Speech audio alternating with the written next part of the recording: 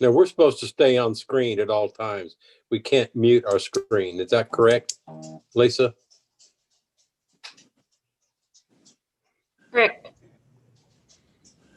Thank you. You have a mute button on your volume though, Bill, right? Yes, sir. I need to get on it soon. Yeah.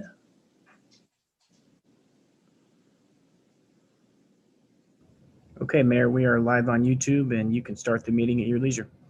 Thank you. I'd like to call to order the Board of Alderman meeting for February 9th, 2021.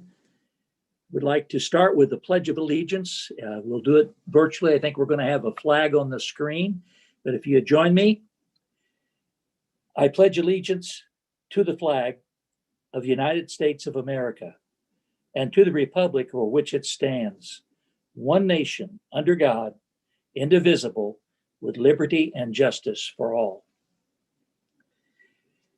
And now read the preamble for the people of Missouri. We, the people of Missouri, with profound reverence for the supreme ruler of the universe and grateful for his goodness, do establish this Constitution for the better government of the state. Ask Ted Martin to give the invocation. Good evening. Please join me in prayer. Our most gracious Heavenly Father, thank you for another beautiful day in the Ozarks. We lift up this board meeting to you tonight and invite you into this meeting as we discuss the business of the city. We pray that that business be honoring and glorifying to you in all of our discussion and the topics in our future. Father, we're also very thankful for Cheryl Harrison being recognized tonight as one of the employees of the month, one of the 200 plus great employees that we have serving the citizens and the visitors here. Father, we lift up Jason Altman as he's online tonight, and a new member of our community with his family as they transition. We just lift them up as well. And again, thank you for this board, for our employees, for safety, and especially pray for the next 24 hours or so as we get through this weather period as well. Father, we love you and praise you in Jesus' name, amen. Thank you, Ted. Madam Clerk, would you please call the roll? King, Present. Whitus, Here.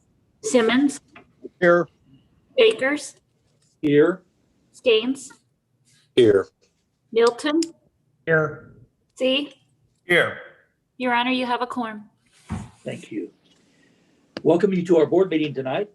We'd like the city clerk to read the introduction for this virtual meeting. Madam Clerk. This meeting is being held virtually due to the COVID-19 virus and the recommendation of the Centers for Disease Control, along with the state and city emergency proclamations that are in effect. We will review our procedures for conducting tonight's meeting. Participants in this meeting who will be joining the meeting virtually include members of the Board of Aldermen and city staff. The microphones of all board members and staff members participating in the meeting should be muted at all times so as not to impede the ability of the meeting participants and observers to hear the proceedings. Members of the board or staff who wish to speak will be recognized by the mayor. Members of the public are invited to speak by signing up prior to tonight's meeting by using a link to a speaker sign-up form for virtual meetings. Those who have signed up will be able to speak on the items they requested to speak on. Please note, public comments will be limited to 5 minutes and discussion on all other items will be 3 minutes unless additional time is allowed by the mayor. The speaker will be notified when there's 30 seconds remaining of their allotted speaking time. Mayor, please note we have speakers signed up to speak tonight during public comment and on items 4 and 20. The voting procedure for tonight's meeting will be by a roll call vote on every action item before the board. The city clerk will call the name of each board member for their vote and will announce the results. Thank you, Mayor. Thank you, Madam Clerk. As you want to speak tonight, I'd appreciate if you do something like just put your hand up in front of the screen so I know you're wanting to speak. That just helps me to identify you and that we get you online. At this point in time, Alderman Simmons has some special recognition to give to an employee of the city of Branson. Yes, thank you, Mayor. Thank you, Mayor. Wasn't sure whether I was muted or not. It's my privilege at this time, as well as my pleasure, to announce that Public Works Engineering Office Specialist Cheryl Harrison is the recipient of the City of Branson Service and Excellent Employee of the Month Award for February 2021. This award recognizes employees who have gone above and beyond and whose performance exemplifies the City of Branson values. Cheryl is receiving this award due to her dedication during the Christmas season. She spends hours of her own time planning and organizing the Christmas setup, takedown at City Hall and the fire department. She painstakingly went through all the ornaments, trees, bows, and make sure the city had all the supplies needed for decorating day. Cheryl also has set up a mitten tree to collect coats and mittens for children in the Branson community who would otherwise not have them. This is a tradition she has carried on for many years, and she does it all with a smile on her face and a love for the city of Branson in her heart. On behalf of the mayor, board of aldermen, city administrator, and city staff, it's my honor to announce Cheryl Harrison as the city of Branson's February 2021 Service and Excellence Employee of the Month. Congratulations, Cheryl, and keep it up. I'm sure we'd all be standing in respect to you if we were there in person. So please accept that from us. Thank you, Mayor. You deserve a standing ovation, but the way this works doesn't work that well. So Cheryl, congratulations. At this time, there's a public comment section. This is the public comment section of the Board of Aldermen meeting. At this time, the board will hear citizens who have signed up to speak virtually using the speaker sign-up form for virtual meetings. Madam Clerk, would you please recognize the citizens wishing to speak? Your Honor, we have one speaker tonight, and that's Bo DeJager from 106 South Drive, Branson, Missouri. Thank you.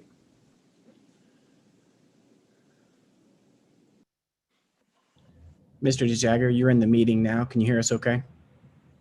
Yes. Okay, I'm going to start your clock and you can begin. Good evening, Board of Aldermen and Mayor. I come to you again 2 weeks later from the previous Alderman meeting to reach out on trying to get transparency and some clarification on the direct ruling of why we have special rules as far as having an Alderman meeting going on a Zoom call instead of being in person, all the while that all the other city employees are still working in the city building. I'm still trying to get some clarification on why a medical exemption card is not accepted in City Hall buildings, but exercising is accepted. I've been told as of last 2 weeks ago that I'm not able to get a response, but I haven't been able to get a response via email. Hopefully that will change due to different circumstances, unbeknownst to me, from our city attorney. I just would like some clear view and why we're having this. The numbers just aren't making sense, so I would like to get better understanding of why the citizens are being tightened down over this when we have seen that the biggest scare and concern we should have is the death rate that we have, not the case rate that has everyone talking about. And if we talk about that, a large majority, I don't know the exact percentage, but have come out of nursing homes which nobody is allowed to visit other than workers, and they are all masked up. Now that doesn't make any sense if the masks work. Now if somebody wants to speak up and gladly oblige me in understanding how these masks truly work when we've had firsthand hearing in Alderman meetings saying that citizens that wore it full time had gotten COVID, while some of us had not gotten COVID that don't wear the mask. That's kind of my first subject, and would definitely like to get some feedback and some clarification for me, as well as many other citizens that were not in favor of this. And one of our board members has clearly stated that your decision in mandating the mask was not a popular decision, which goes against having any kind of discussion with the citizens that didn't agree with it. I will move on and ask and also request that any of you that are considering moving forward and pressing forward with our tourism task, I would like you to openly state to the rest of the citizens and any business members out there on why you think our government is better suited to handle a tourism tax and why you can better handle managing those funds than the businesses themselves. It goes to a lot of infrastructure, and I find it very conflicting when that much money is going to other businesses or contractors that has spoken up here in the last couple of months. And he's getting some freebies when it comes to his water remains. I find that very disturbing that the businesses are losing more of their possible incomes, or any tourists that could be using that additional funds that they're losing on their tax revenue towards another meal or something of that sort. It should, if you believe in business and small business and not taking their taxes away from them, I would highly recommend you reconsider giving the ability and the authority back to the businesses and not to our government. We have had a hard time trying to find the information necessary. Where's all the funds going? The typical citizen wouldn't have any clue where that money is going. So I hope that it's all going to places that benefits the city. If not, it just seems like it could get lost within typical government. I would like all of you to consider where that money's going. Is it handled?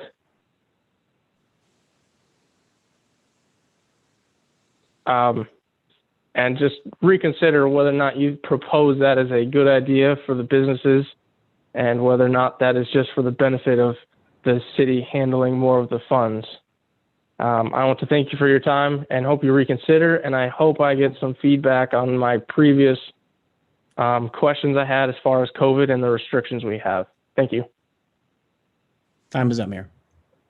Thank you. Madam Clerk, we have the one speaker. We're ready to move on to the consent agenda. Madam Clerk, would you please provide information? It's my understanding that a request has been received for item 4 to be brought down from the consent agenda to the regular agenda, and it will be number 1 on the regular agenda. Are there any other items the board would like to move down?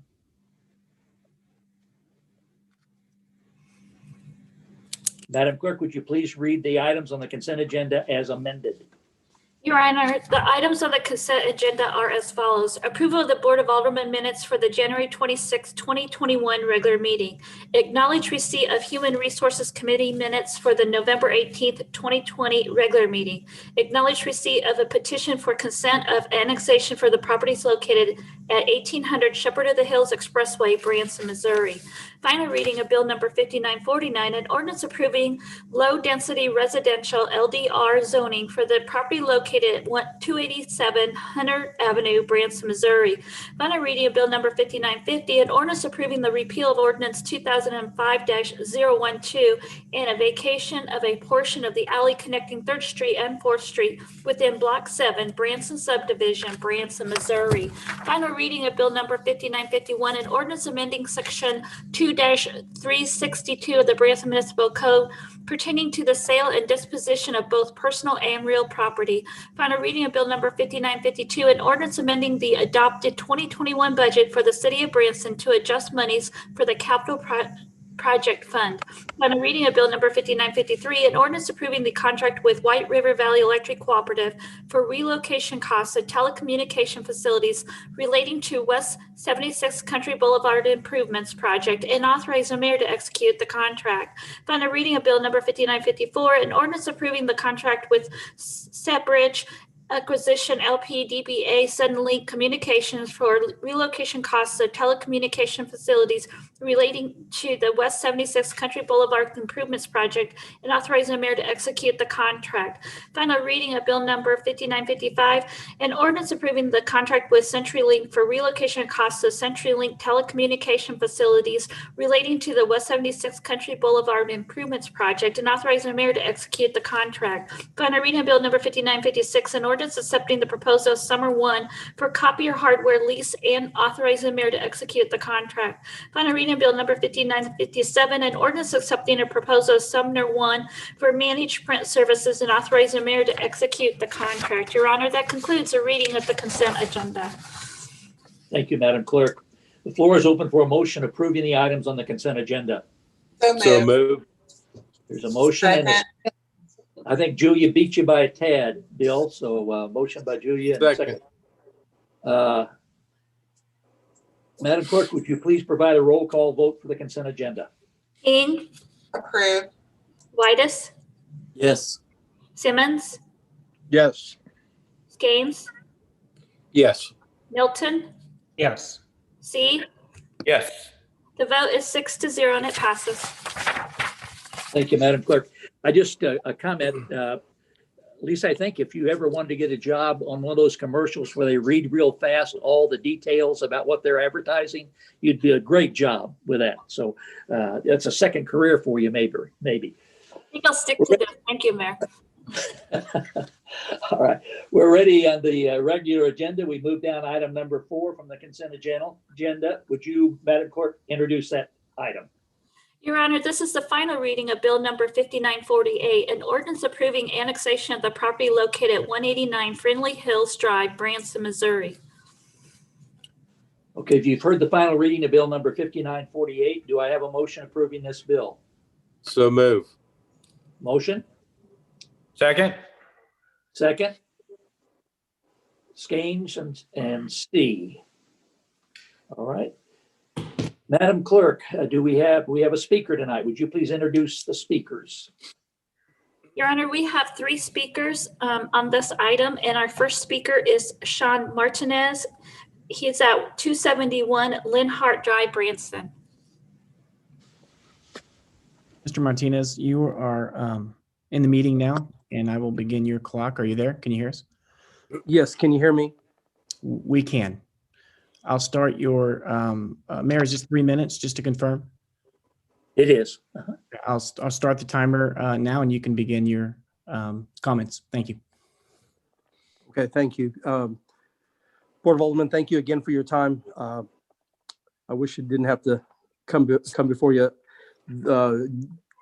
I'm the president of the Friendly Hills subdivision, and this particular bill, there's nothing wrong with it as far as being annexed into the city. However, we've had great confusion with the owner of the property applying for annexation, and the zoning was supposed to come in as the default zoning of agriculture, and it was not, and he did not apply for it.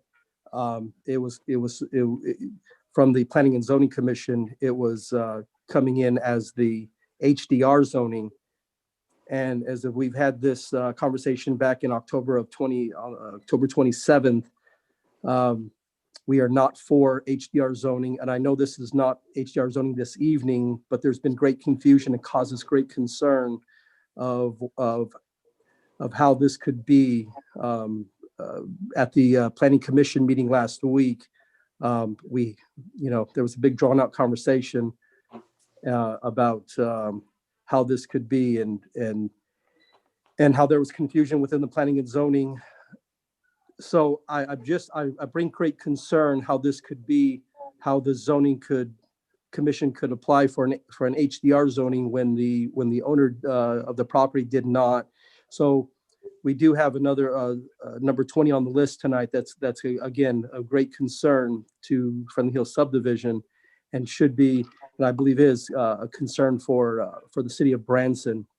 And we'll look at that. But I just wanted to bring that before the board, that it has caused great concern for us to question the integrity of how the zoning could change without the request of the owner. Thank you. Thank you, John. Madam Clerk. Our next speaker is Timothy Davis. His address is P.O. Box 1625 Branson, and he did provide a handout, which I had sent to you earlier.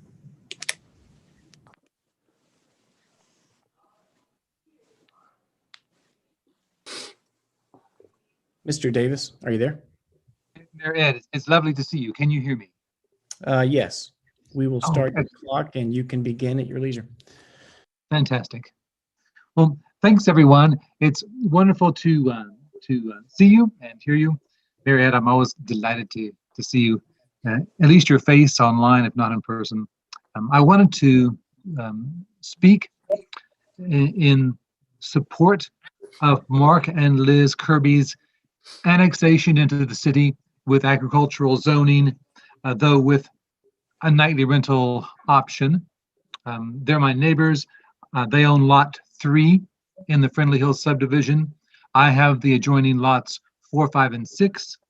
Mark and Liz have done a great job enhancing the property, preserving the natural beauty, and at the same time working to develop their luxury home as a nightly rental, which they're in the process of doing. We're glad to be able to get connected to the city sewer in the subdivision. I think it really enhances the subdivision, and also having city police and fire protection is a great benefit to everyone. I'd like to compliment the Kirbys on, again, developing their luxury nightly rental while at the same time preserving the scenic beauty of this highly visible hillside over Table Rock, and preserving the trees on the steep slope. I did want to remark on something. I heard Rick Davis question at the, and I love Rick, question at the last planning and zoning meeting, whether nightly rentals should be allowed in agriculturally zoned districts. And that was my reason for sending the mayor and alderman a handout on agriturismos. The Europeans, as you probably know, are a lot more sophisticated at land use controls than we are. And they've found that they can better preserve their agricultural districts and their native natural landscape by allowing nightly rentals. And this happens throughout the rural areas of Europe. I remember once sleeping overnight in a barn in the Lake District in England that had been converted into a nightly rental. You can find them also in the mountains, especially in Switzerland and Germany and Austria, and some on the Italian side as well. So I'd like the city to please consider retaining the option of nightly rentals in agricultural districts, because I think it's a very progressive point or feature of our zoning code. And well, thanks for your time. I think I'm still under my limit. And again, I'd like to support the Kirbys annexing into the city of Branson with agricultural zoning while preserving the nightly rental option. Thank you, Mayor Ed. Thank you.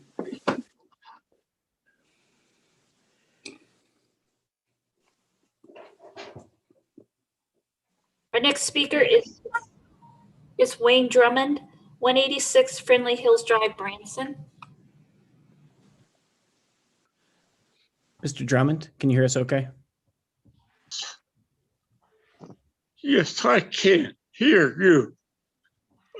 My concern is linking item 4 and item 20. Like Tim just said, we support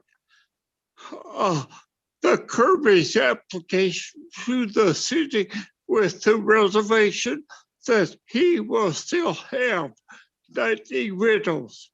My concern is that once he goes to the city, if you allow high density residential, like you are considering for 101 Lionheart Andy Matucci's property, then if ever the Kirbys decide to sell their property at 189, that it also might be something subject to the same treatment and become high density residential.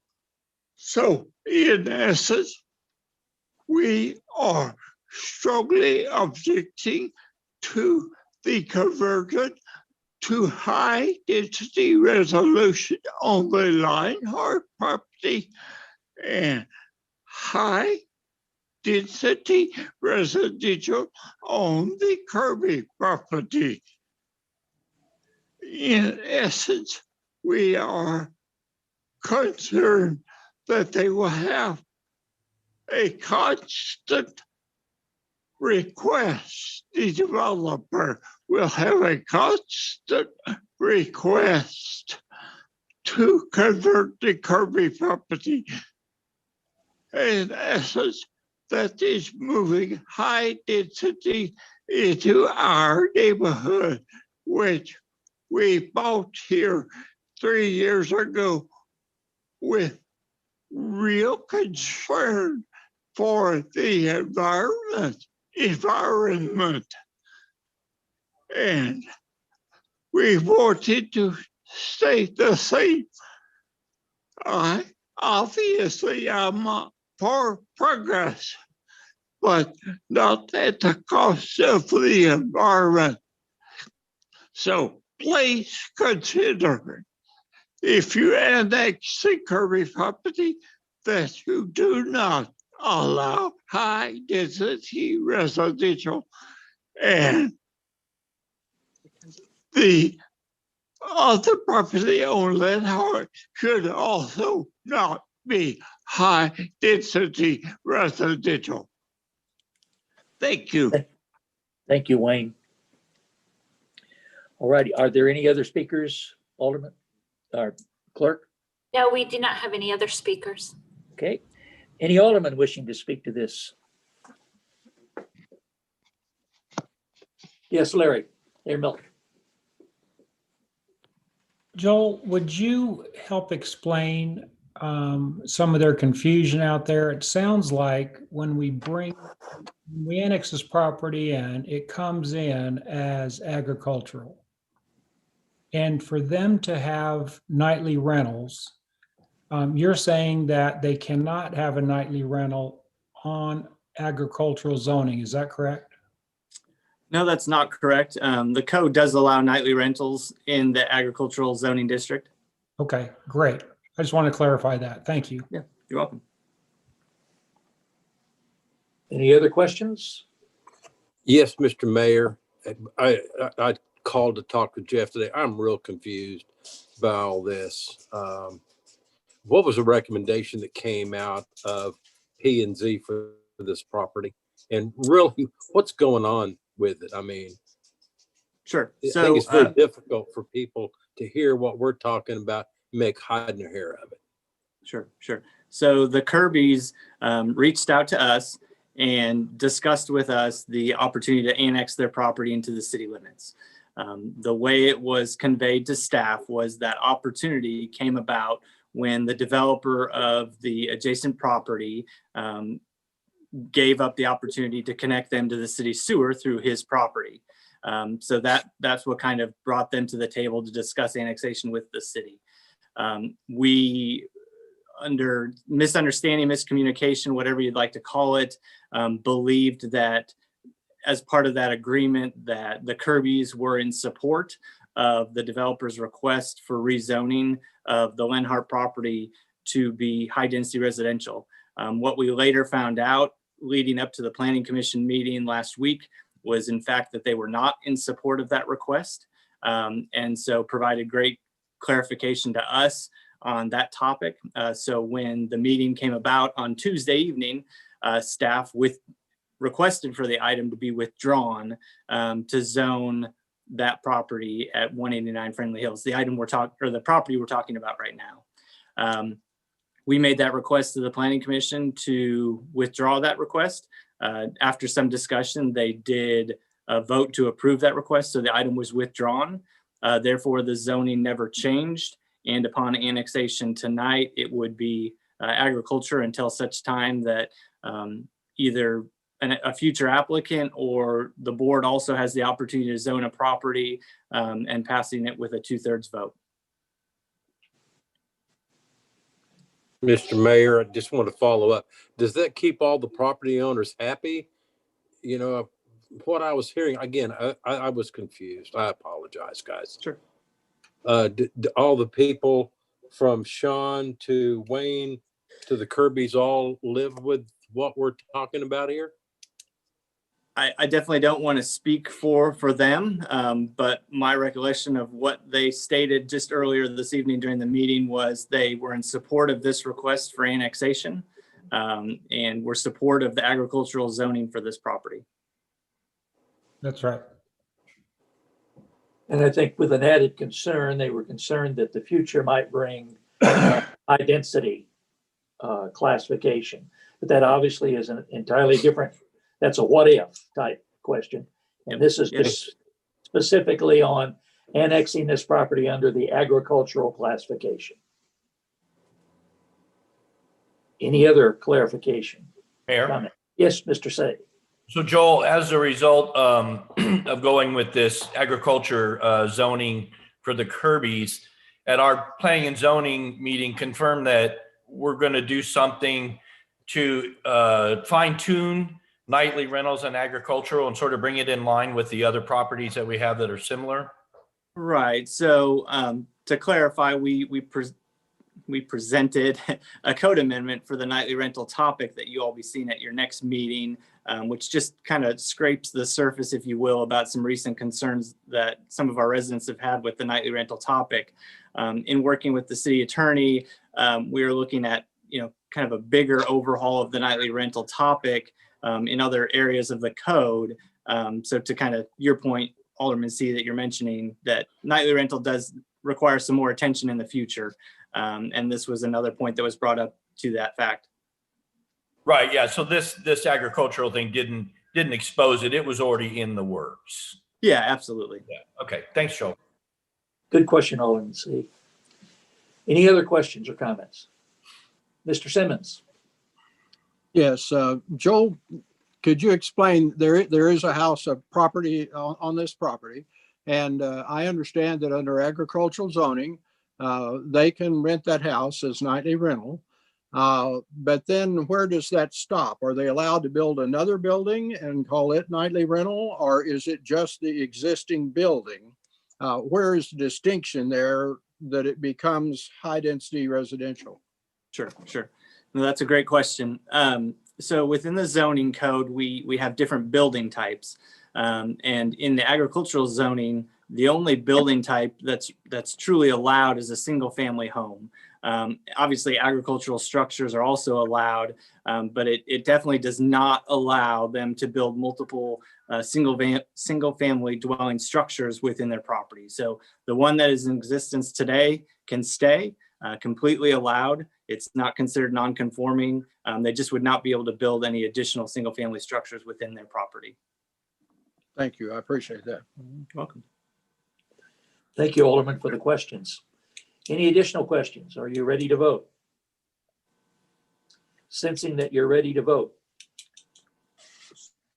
Madam Clerk, please provide a roll call.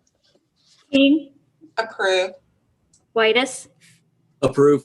Simmons, Approve. Gaines, Yes. Milton, Yes. C. Yes. Your Honor, it passes 6-0. Thank you. Thank you for the discussion. Thank you for the concerns, and I understand the concerns of the public, and I appreciate the fact that we can talk about it and seek to work out something for the future. And I'm glad to hear Joel sharing that the work's being done now to look at this situation. The next item on the agenda is a presentation. Madam Clerk, would you please provide the introduction for this item? Your Honor, this is a presentation of 2021 marketing plan of the Branson Lakes Area Chamber of Commerce and CVB.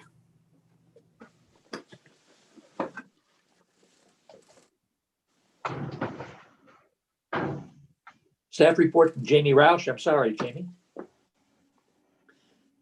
That's all right. Introduce? Okay. Yes, sir. I'm simply here to introduce Rachel Wood tonight. She's going to be presenting the 2021 marketing plan to you all. Rachel, go ahead. Good evening, Mayor and Board of Aldermen. I'm Rachel Wood, Chief Marketing Officer for the Branson Chamber and CVB, 4100 Gretna Road.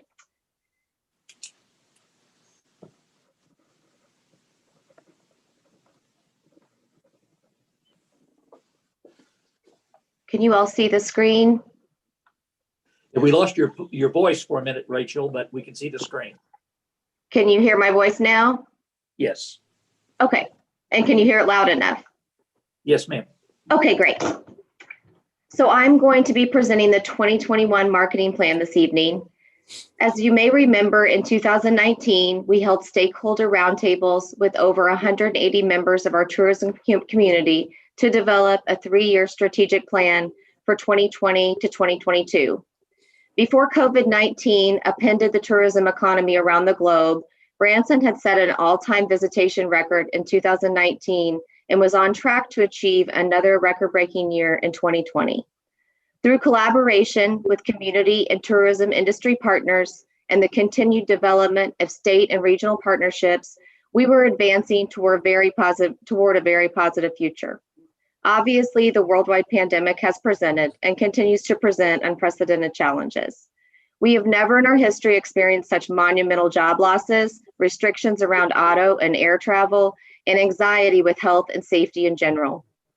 That being said, Branson will come back by working together as a community from a position of strength.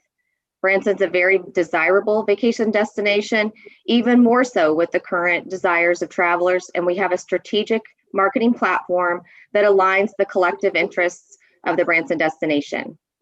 In spite of multiple challenges in 2020, we've received accolades from TripAdvisor, with Branson being the number 18 top US destination and 9 years in a row in the top 20.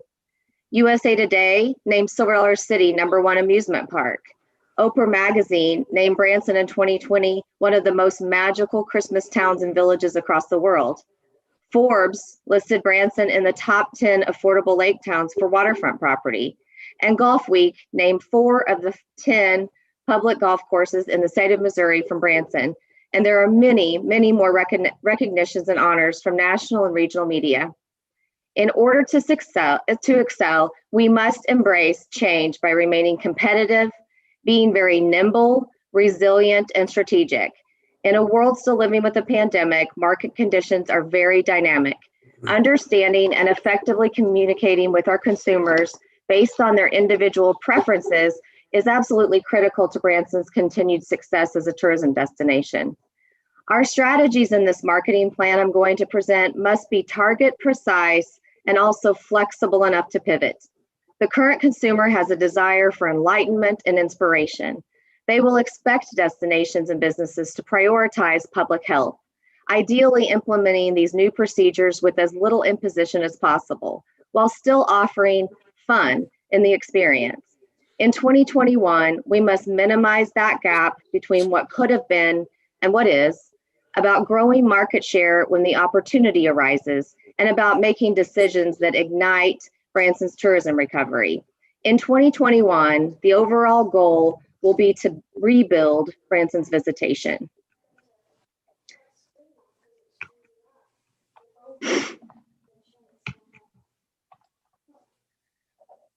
Did the PowerPoint slide to the next slide? I have it. Okay, great. So looking at that overall goal of rebuilding Branson's visitation, when we're looking at strategies, objectives, and tactics, the first one we're going to talk about is market segmentation prioritization. So we will identify specific historical and current research to prioritize our geographic and demographic targets more specifically by using software and databases that assist with more thorough segmentation analysis. We'll also enhance our traditional segmentation basis by using behavioral and psychographic data to develop personas. So we'll continue the program that we've been discussing for the last almost year, the 2021 program, the wisdom data that basically takes cell phone pings in a certain geographic area and overlays consumer behavior to provide the consumer with the right message at the right time. And we'll also stay in consideration of the core and the drive local visits. The second strategy would be to deliver relevant motivational message to the consumer. And this could not be more important right now.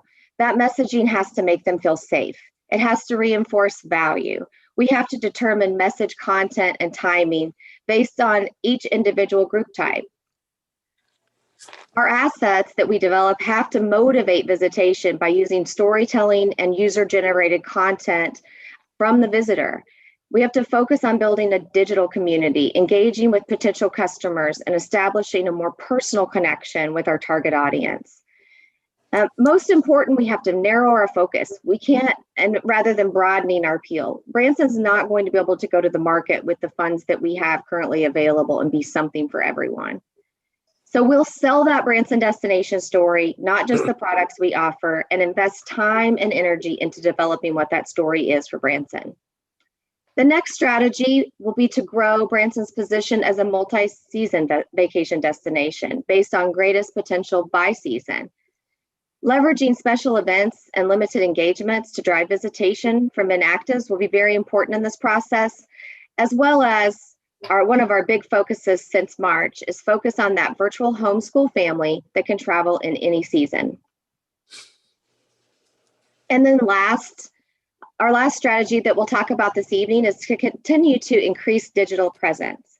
So when I presented this presentation 2 weeks ago to Jamie and Lisa and the team at the city, these strategies were strategies that were still in the making as far as from a website perspective. So it's here that we will read the branson.com website to provide a richer user experience measured by continued greater time on site, as well as increased conversions of all of our KPIs. Well, I'm happy to say tonight that we have launched that website, explorebranson.com. We completely did an overhaul of it. It's so exciting to see. It's a beautiful site. It has a lot of video content. Really anxious for you all to go check it out when you have some time. But it is much more user friendly. It has an excellent view on your smartphone. Something that we didn't have before. We've just really elevated what that website looked like. So I'm really anxious for you to take a look at the work we've done there. And then looking at personalized content, our target users on the website, both geographically and behaviorally, will be given seasonally relevant personalized content.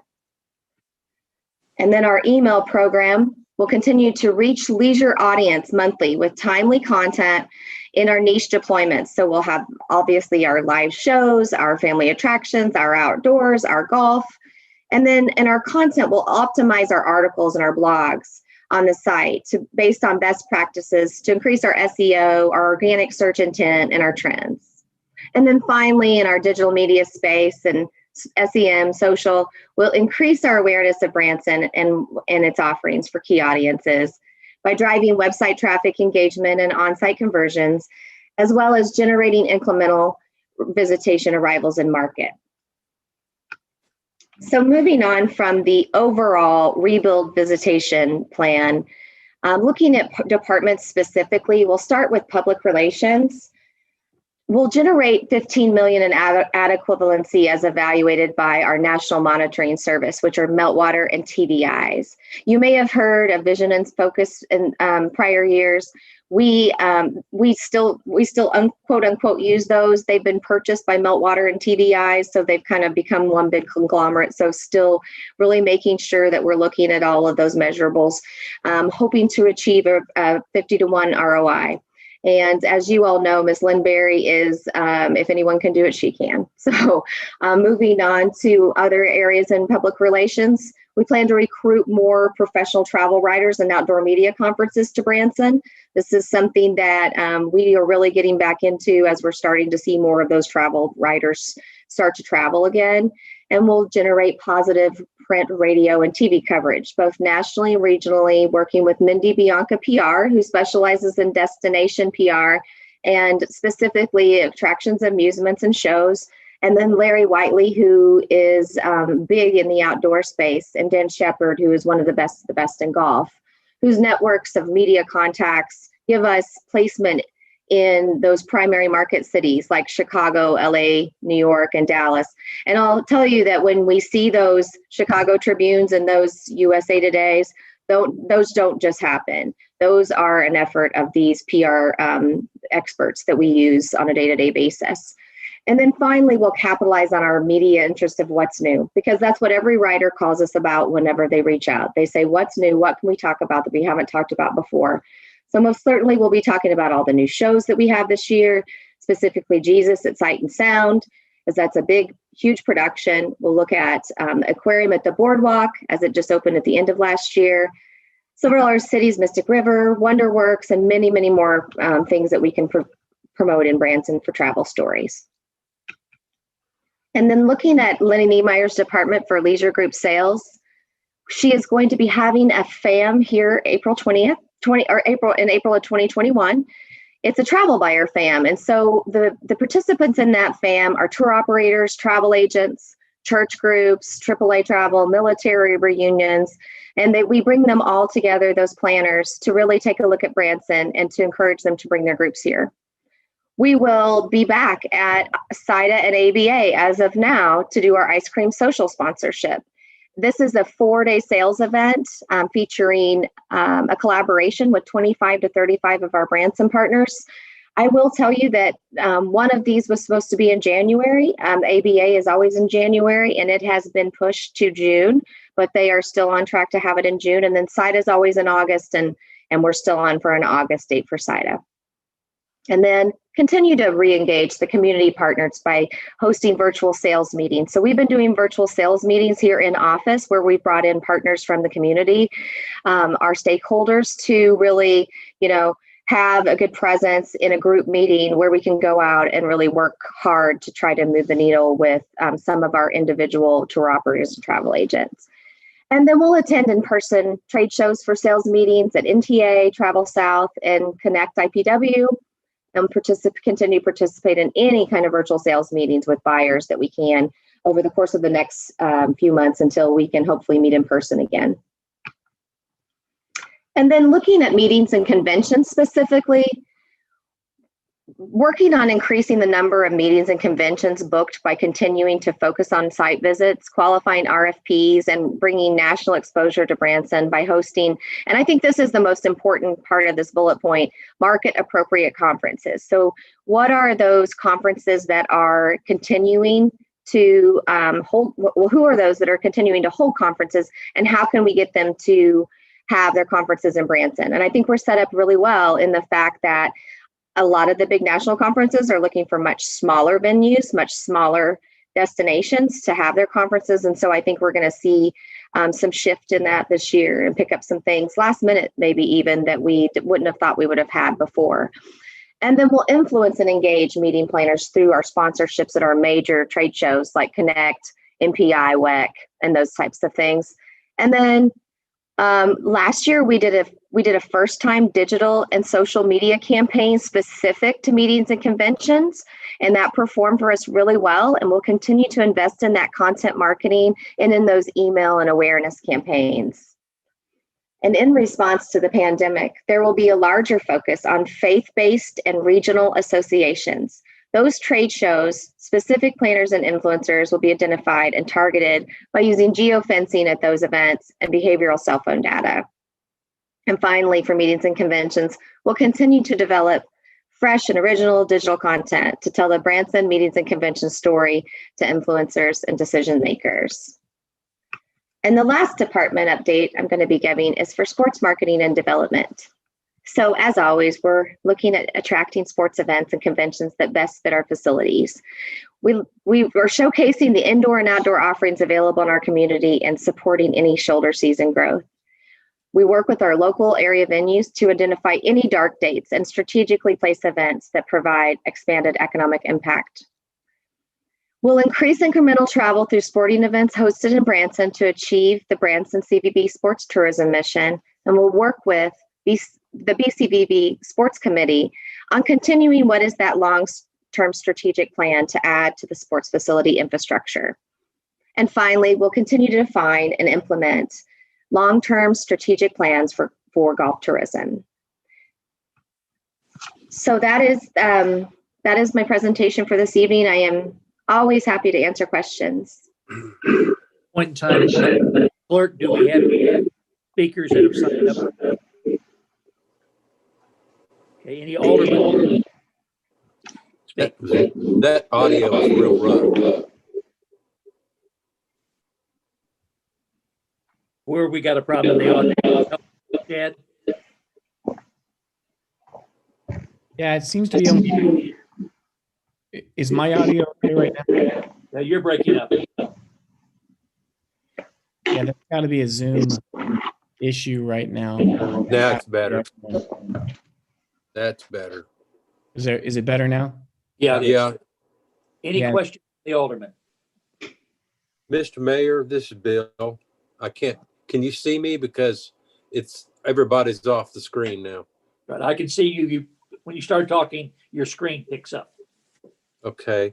It was, first of all, Rachel, thank you for giving that report. And I want to thank you guys for meeting with the Branson theater group and including them in the discussions. I think it's very, very important that the theaters know that we care about them. We want to see something. Could you answer a question for the folks who are not really caught up on the term psychographic, what that means and how that impacts the discussion? Sure. So, for example, as we've kind of talked to you all about in the past, the wisdom project that we were working on, it really goes into what apps do they have on their cell phone? How are they engaging with those apps? How often do they use it? It basically monitors that entire usage of all of those apps on that person's device and psychographically creates the persona that you should market to based on their behavior. The follow-up on that. I tried to explain that as easy as possible. Oh, you did a good job. How long would it be until we start receiving that a longer term, how to say this, the collection of data that we're getting now, how are we going to see that in aggregate?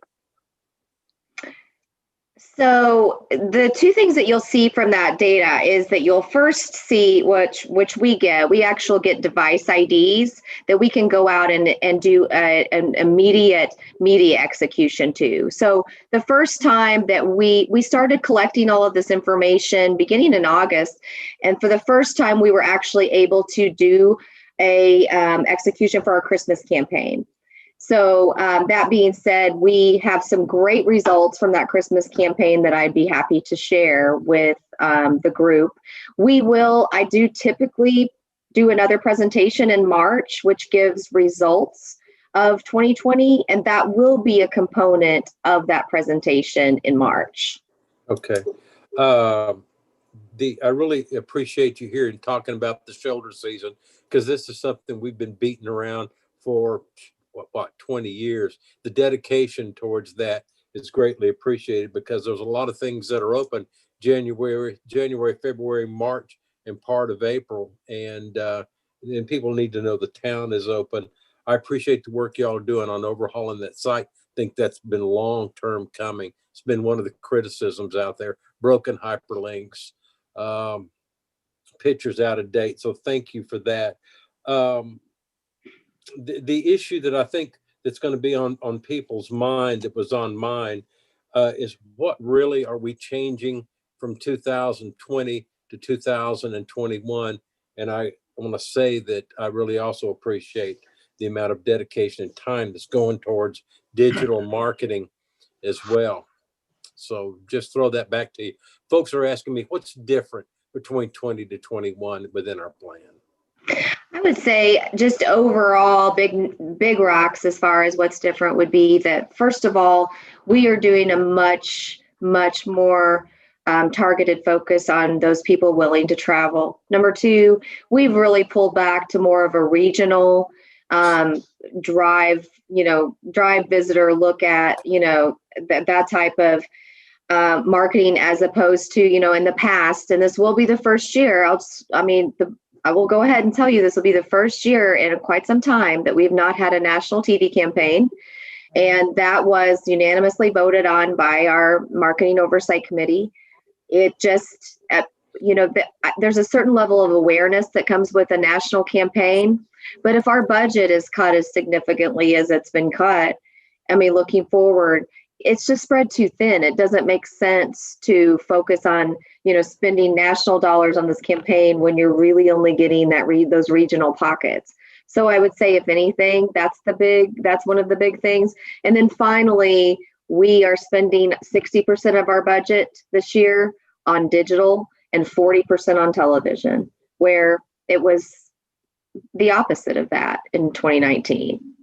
And, for anyone that is paying attention to anything out there, that's the way it's going. And we had lots and lots of research and reporting that we showed to the Marketing Oversight Committee to come to that conclusion that was the best way to. I mean, that was definitely not just my decision. That was the decision made by the Marketing Oversight Committee. The last thing is that people have asked how you're implementing the results of the study, to give you an opportunity to talk with them, not just us, but others out there that are watching. What are you doing so far to implement the study that was finalized and reported out of last year? Yeah, so far, I mean, we presented the study to the community at the TCD annual meeting at the end of August. So from there, we had the initial results of the study. So really, we've had a few months here to kind of try to figure out a plan of action, a strategic plan of those recommendations that came out of that study. And I do think that takes a little bit of time, but right off the bat, we had several, one social media and one digital media workshop where people could participate for free, where we brought in one of our vendors to do a workshop for anyone that wanted to participate. So some of those educational series type things we did right off the bat and are continuing to do. But those, really to speak to that, those are the things that we have done so far. And we have a lot of plans and things to do in the future. And we're in those discussions every day. So more to come on that.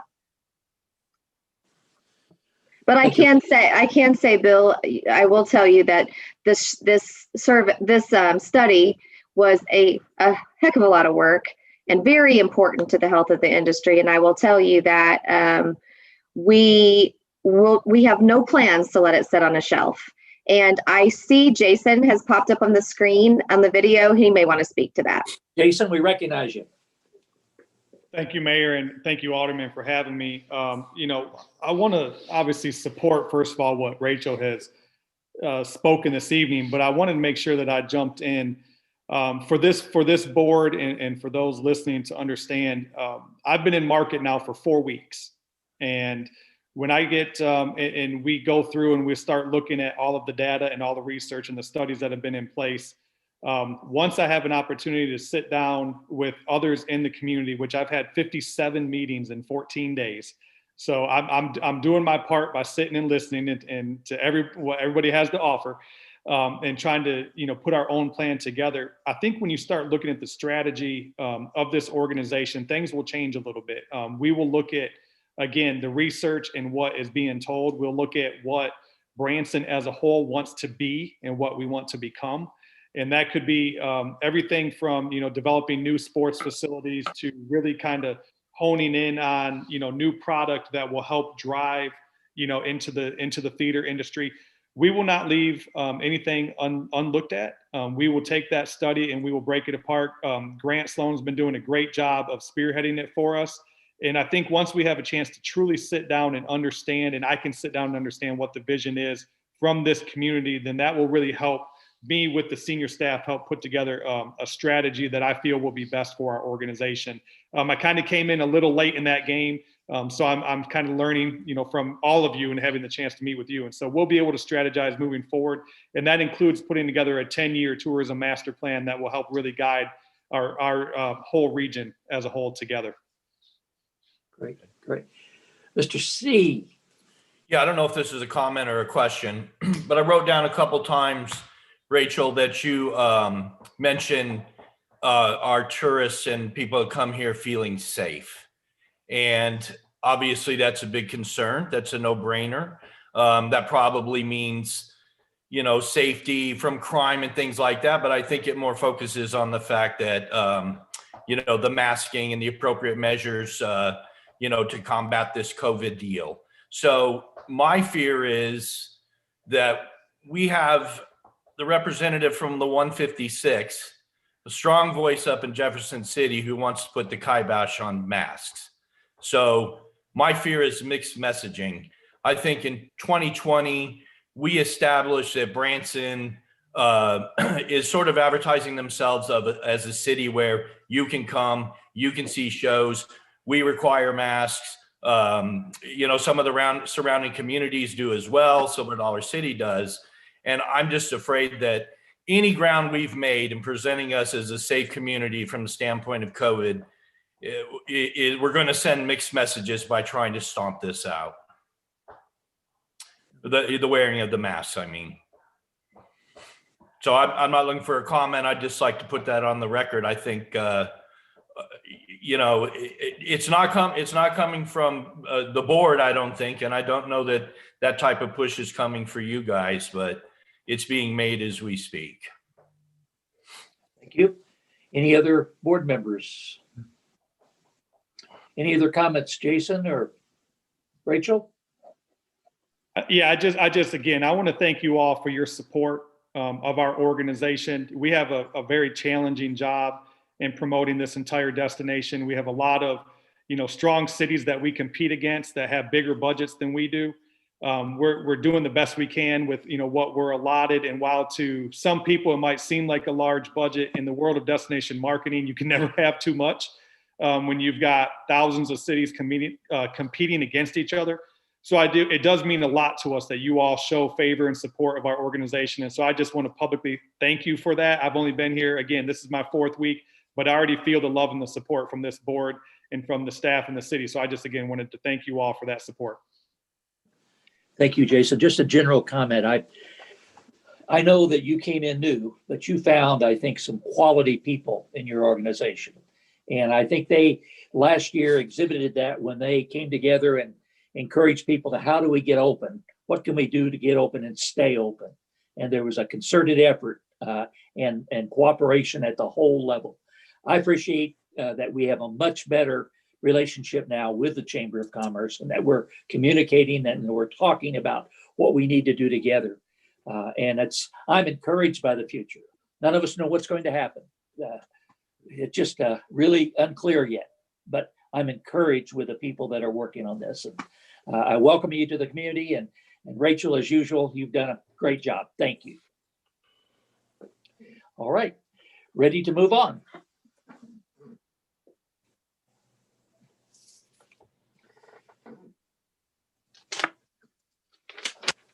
Item number 15, Madam Clerk, would you please provide the introduction for this item? Your Honor, this is a resolution approving the marketing budget of the Branson Lakes Area Chamber of Commerce and Convention and Visitors Bureau from January 1st, 2021 to December 31st, 2021. I understand a staff report from Jamie Roush. Thank you, Mayor, members of the board. Tonight we are presenting a resolution for the marketing budget. I have Rachel and Jason both here to speak on the budget. Staff does recommend approval of this budget. One thing I would like to note to you all is that the budget that you see, the columns that you see here, the 2021 budget is already pre-approved in our budget for 2021 for the city of Branson. Thank you. Thank you. We have no, first of all, I need a motion adopting this resolution. So move. Then a motion, is there a second? Second. Second, all right. We have no citizens that have signed up. Any alderman wishing to speak to this resolution? Just a quick question, Mr. Mayor, for Jamie. Again, there are people out here watching this that don't see what we see. And just to provide for them, is this a cut? Is this approximately the same amount? Could you sort of provide some edification to the citizens out there watching this, where this budget is compared to past year or years? Certainly. The 2021 budget for the tourism tax is 1.5 million versus last year it was 2.3 million. And then they also had some rollover last year of about 382,000. So the total was 2.7 million versus this year of 1.5. Obviously, COVID did play a part in that. And as we had to reduce our own budgets and watch out for that, that also came with a reduction of all the other budgets as well. So you're going to see that. If you want me to go down as far as their expenditure detail. I think the chamber does a good job of itemizing for you all what they're going to spend their money on. So I'll just go down through that very quickly. The historic downtown programs is $75,000. The veterans program is $30,000 versus last year was $50,000. The advertising for the TV was $885,000 versus $1.8 million last year. Their creative services was $144,000 versus last year was $188,940. Their photography, advertising for the TV productions was $4,500 versus last year was $7,500. Again, $7,000. So photography was $50,000 versus last year was $75,000. Advertising for the website was $100,000 versus $120,000 last year. Social marketing and outreach was $80,000 this year versus last year was $160,000. Content and distribution was $100,000 this year versus last year of $150,000. Sponsorships for students was $1,500, stayed the same both years. And the travel and the trade show was $30,000, and that stayed the same both years. And basically what we just did was show you how that they had to cut from 2.7 to 1,500 to manage what we were able to give them this year. Just one last question, if I could, Mayor, and I apologize, Larry. Are we having any carryover? Will there be any determination of carryover to add to that, or are they sitting on 1.5 million totally? They are this year a 1.5 million. As you can imagine, due to the reductions of COVID and tourism tax being down 34%, the rollover is calculated as additional monies if we have were conservative in our projections and we came in higher. For 2020, that did not happen. So we do not anticipate rollover at this time. No, sir. Thank you. I apologize. Yeah, recognize Mr. Milton. No problem. Yeah, I was just wondering, Jamie, I know we all received those documents, but is there any way to put those documents up on the screen so those that are watching can follow along with those as we go through them? Well, let me see what I can do here. Or perhaps are they on the website? They're attached to the agenda and they are out there. I had not anticipated putting them up on the screen. I apologize. So it would take me a little bit to do that. Rachel? Can't hear you. Rachel, you're muted. Rachel, you're muted. I can put them up, Jamie, if you would like for me to share my screen. Okay, just give me 1 second. But they are on the website for those who would like to look up detail. I'd like to just add while Rachel's pulling that up on the screen, I just want to acknowledge what they're having to do because this is a lot of work. We're not asking them to do what they did last year with the same budget. We're not asking them to do more with the same budget. We're asking them to do more and rebuild our foot traffic with a much smaller budget. You know, you're asking this organization to increase their efforts while we decrease their budget, and that's hard work. So I really appreciate the presentation that we've gotten and the detail that we have that she's getting ready to share on the screen. I just want to acknowledge that they have a lot of hard work ahead of them. Yes. Rachel, go right ahead. Okay. And if you need me to share if that works here. Can you see that okay? Yes. I can, yeah. Is that sufficient? Yeah, that's great, Rachel. Thank you. Okay.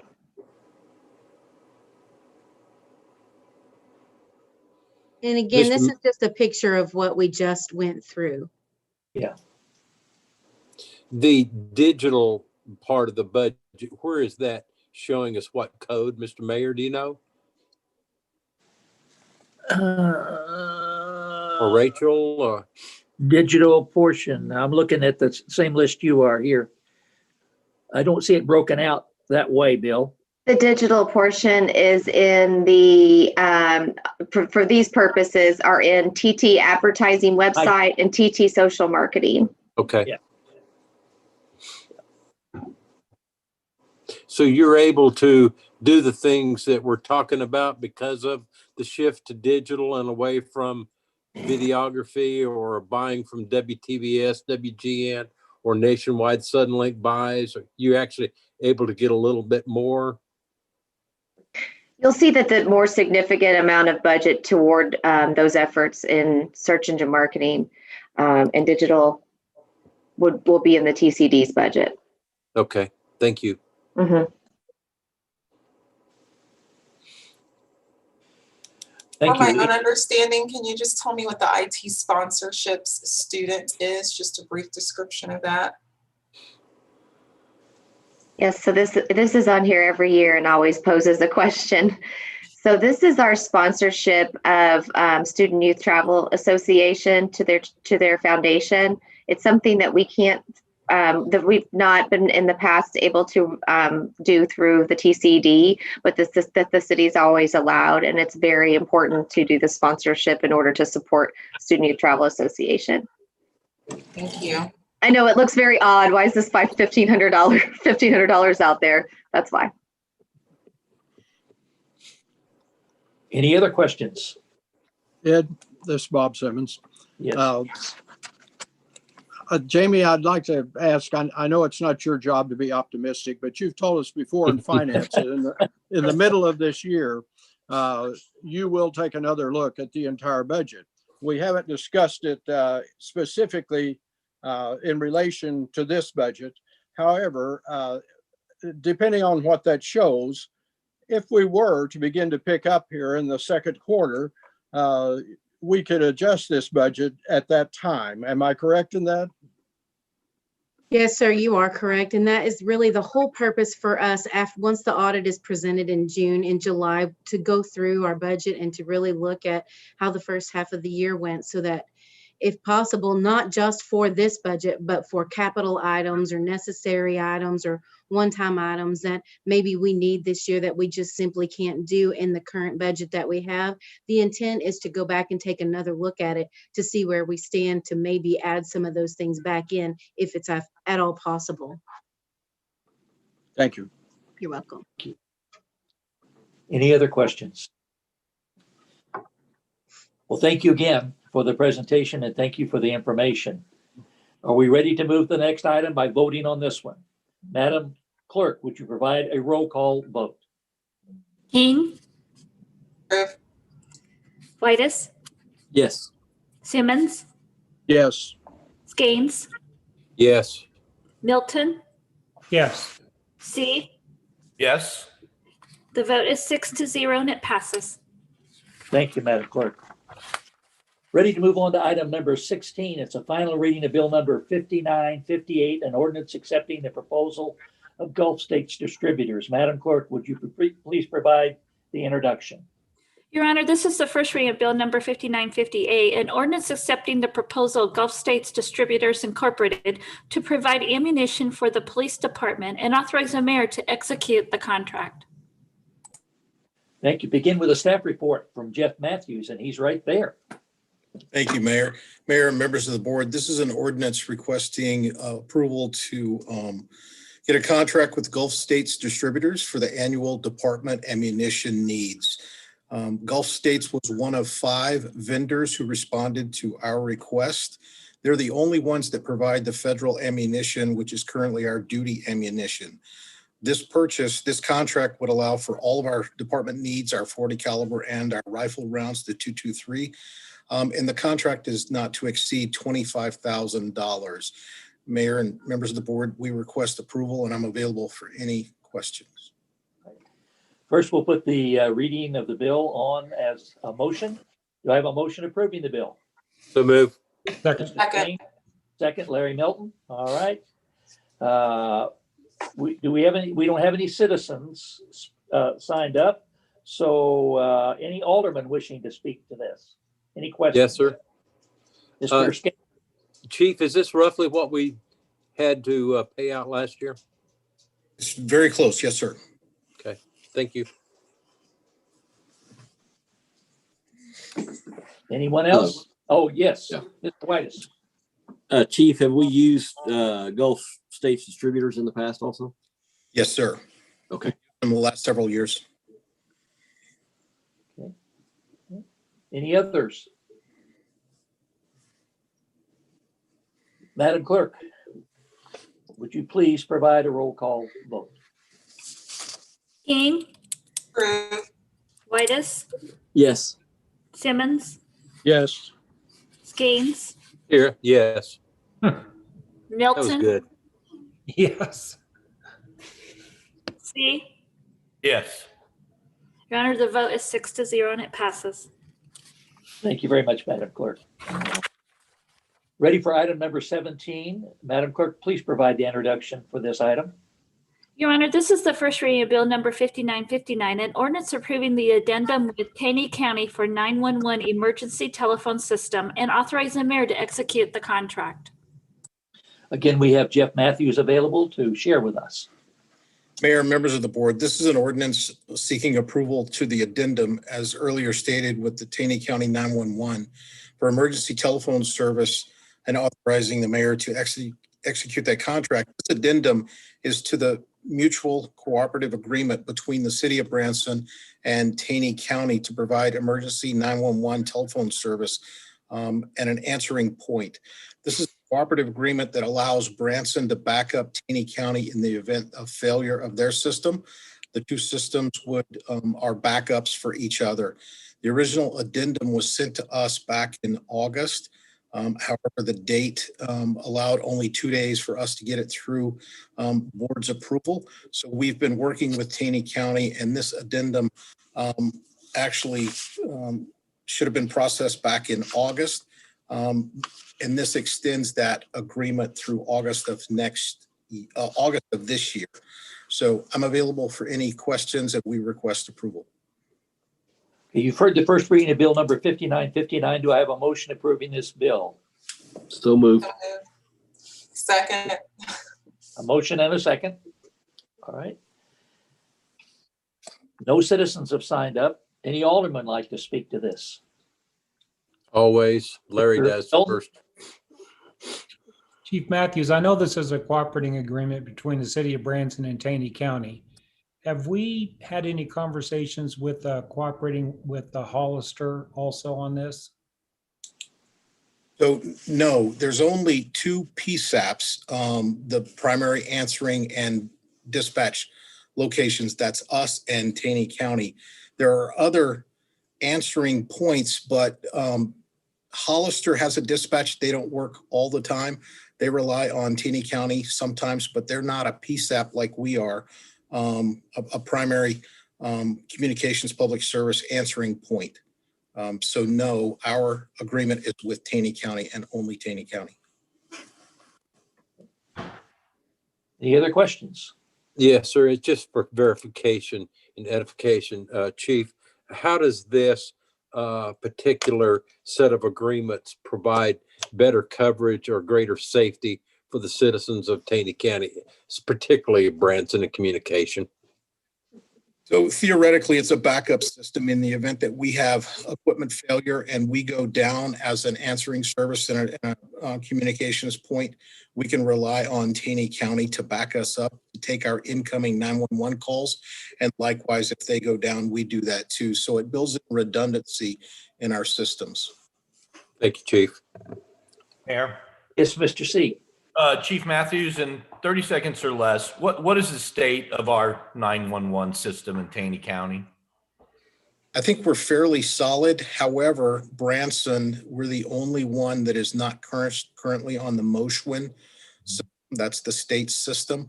We have that capacity with our handheld and our in-car radios right now. But I will be having conversations. I've already had conversations with Mr. Manning, and I'll be having conversations with our finance director as well to seek funding so that we can flip the switch on our Moshwin capacity.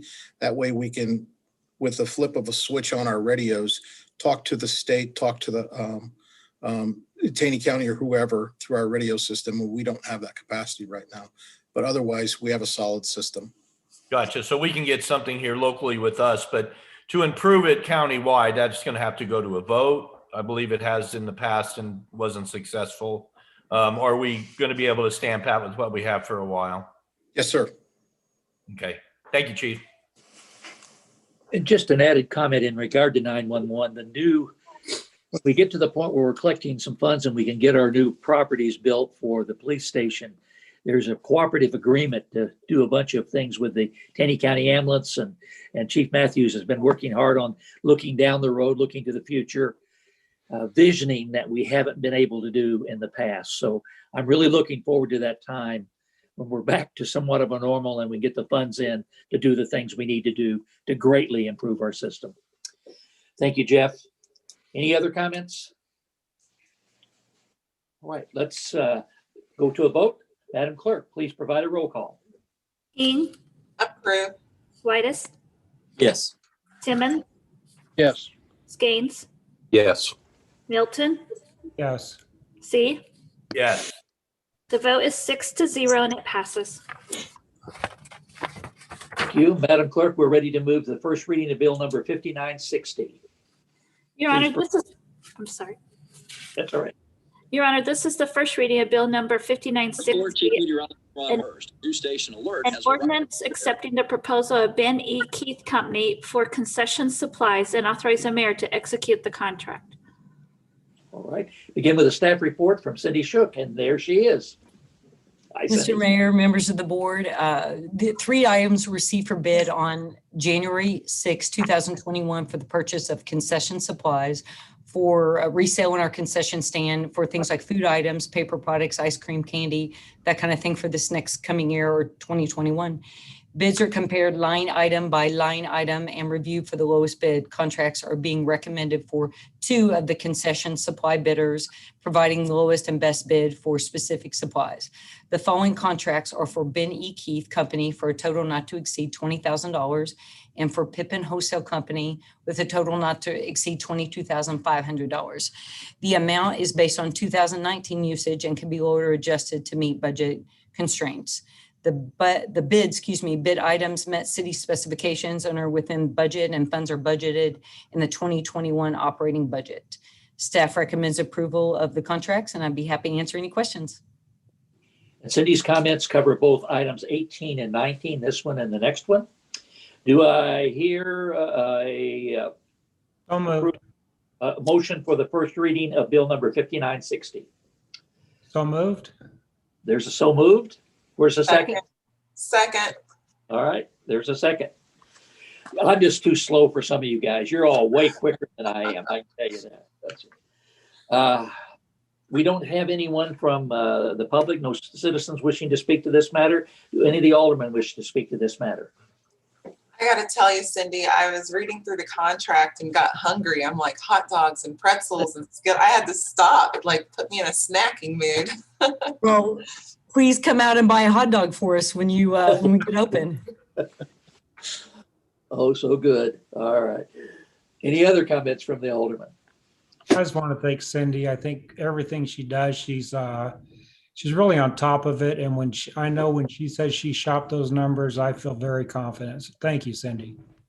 Thank you, Alderman Milton.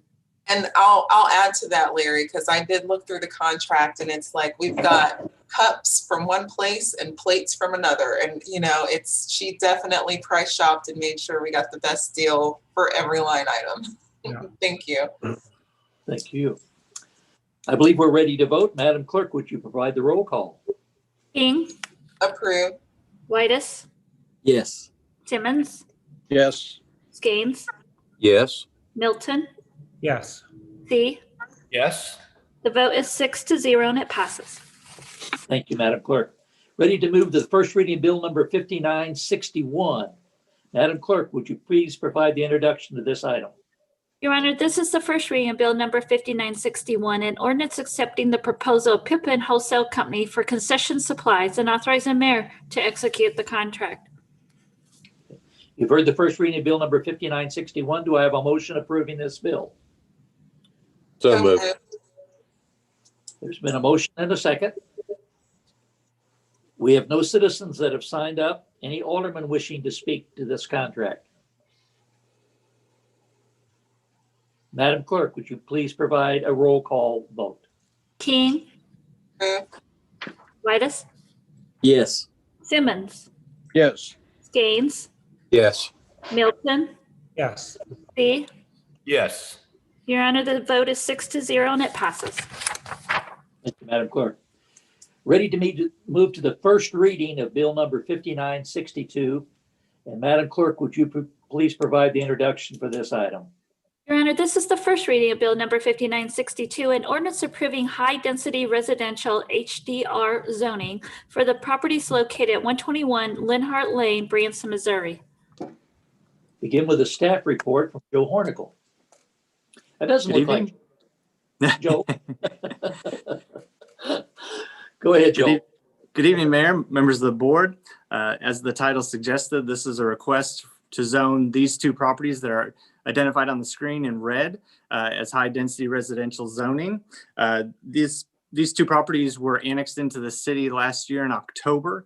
As you can see, they're about an acre apiece, or 2 acres in total.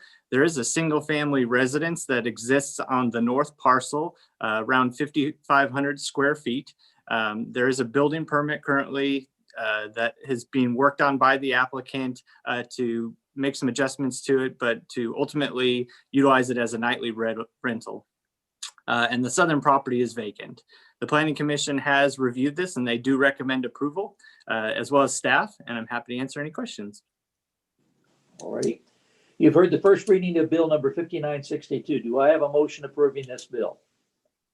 So move. There's a motion to approve. Second. There's a second. All right. Madam Clerk, I think you can introduce tonight. Have we got more than one speaker tonight? Your Honor, we have 4 speakers on this item. Thank you. And our first speaker is Sean Martinez at 271 Linhart Drive, Branson, Missouri. Mr. Martinez, can you hear us? Yes. Hello. Can you hear me? We can. I'll start your clock at 3 minutes and you can begin. Thank you, Mayor, members of the board. Thanks again for this wonderful, generous allotment of your time that I may speak on this particular issue here, this bill. I had submitted a 5-page document. Can you guys pull that up? Called Branson Community Plan 2030. Do you see that?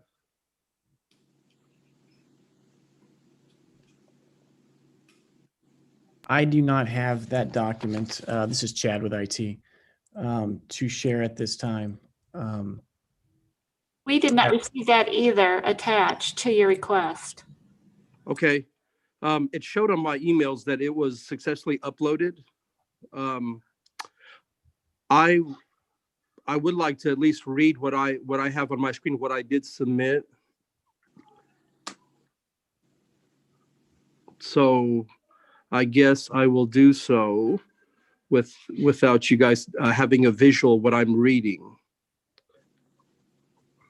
Before I do live on in Friendly Hill subdivision. I'm the third property when you look at what Joel had introduced to the left at 271 Lenhart Drive. What I'm going to read is the Branson Community Plan 2030. And it was approved by Planning and Zoning Commission on March 6, 2012 with a resolution number 20-22.1 and approved by the Board of Alderman March 27th, 2012, resolution number 2012-R007. And on the second page, it shows that the protection of natural beauty under that title heading. And then it says this includes the preservation of visible hillsides and steep slopes, which is supported by a majority of Branson residents as an appropriate measure in protecting natural assets. On the same page, on the column to the right, under the heading strengthening our neighborhoods, it says our neighborhoods are the backbone of the community and we need to invest in them to ensure the quality of life is preserved while protecting the values and investments of our community.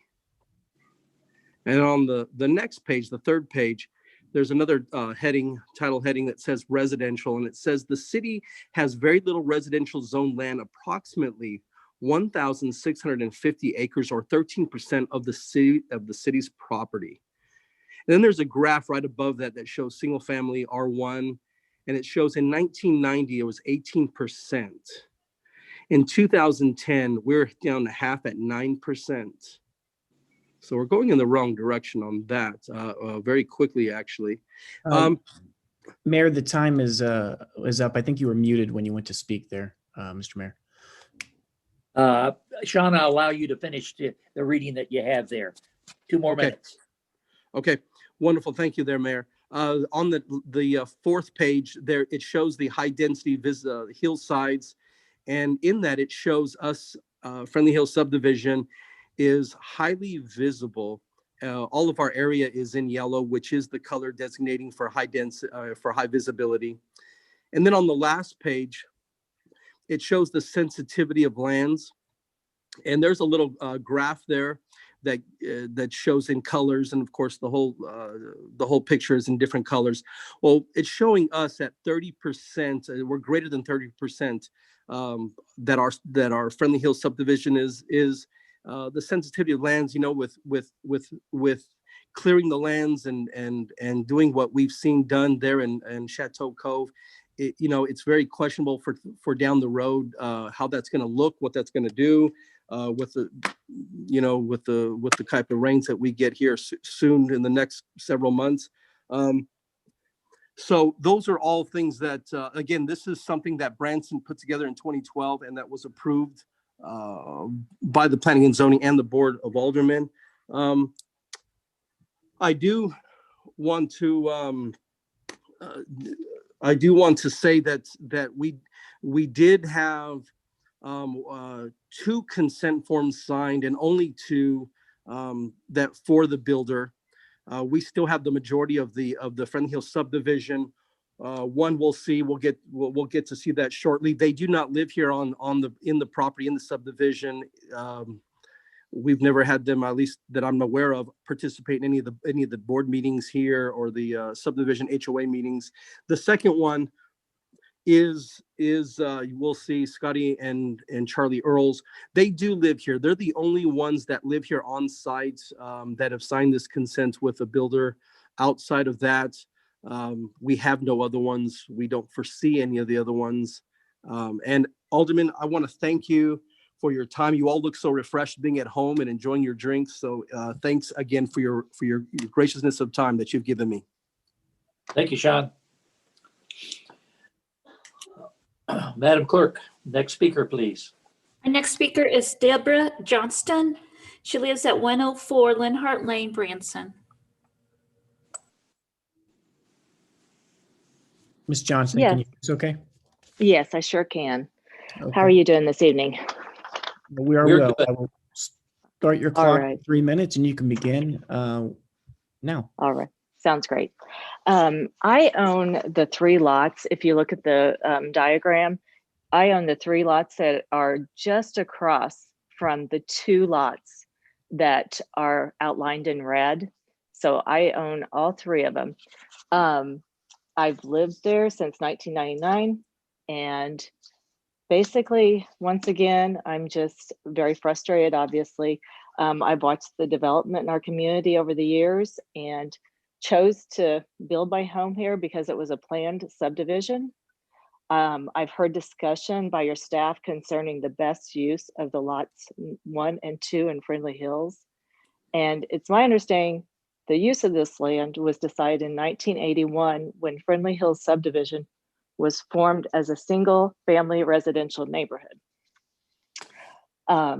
Once again, I'm not against progress or development. I understand they're developing adjacent to us.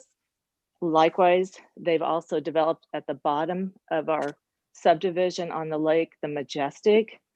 I understand that, we accept that, but at the same time, that doesn't mean that myself, the residents of Branson and Taney County should have to pay the price of developers coming into our planned communities and trying to change it to, obviously potentially make a profit, not only for themselves, but it could appear that the Planning Commission recommending it likewise is choosing to generate revenue instead of being respectful of the families that live here 365 days a year.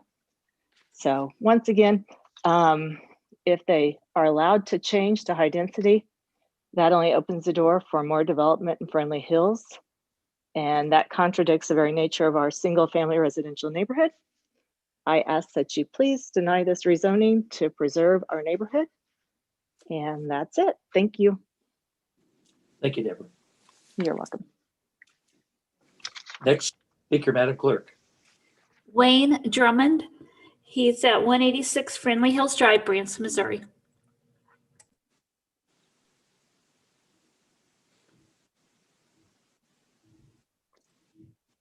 One moment.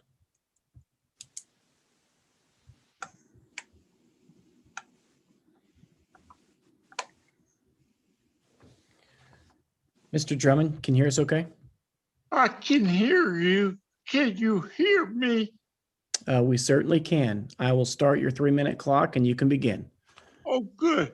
Since the last time I saw you when I had a stroke, I now have spent a couple of weeks in the ICU for COVID. So thank you for this opportunity to do this by way of phone. So I will be brief.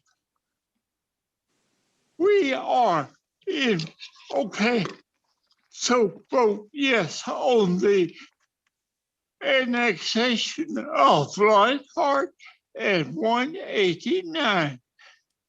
That is a yes, but with a clear understanding that no, absolutely no high density residential will be allowed on either property. That's essentially it. Now let's get back to your meeting. We are in strong opposition to the high density residential in our neighborhood. Thank you. Wayne, thank you. Madam Clerk, are we ready for another speaker? Yes, our last speaker is Greg Richards.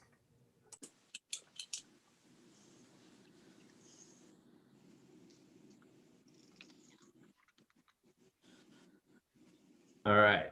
Can you hear me? I can, Greg. Can. Yeah. You begin. You can begin. And I'll start the clock now. Appreciate the time. Acting agent for the developer, and both of us are sitting here right now to answer any questions that you guys may have pertaining to this rezoning. We're not. Okay, we have a buffer. I assume you've heard all of the information. We're really, at this point in time, asking for whatever input you want to put in. And then the alderman will, if they wish, they can call someone back to be able to ask questions. Yeah, so Steve Redford sitting here, and he would like to speak, if that's okay. Fine. Okay, thank you. What I'd like to mention is that we put in a buffer zone along Friendly Hills Drive, or we proposed a buffer zone of trees. I'd also like to say that the additional units that will be built on the second lot are from 15, the main level finished floor is from 15 to 32 feet below the Friendly Hills Road. We also, there's 19 lots left in Friendly Hills, and of which we've went and talked to lot owners, and 11 of the 19 lot owners have signed statements saying that they do not oppose the rezoning, which is almost 60% of the residents.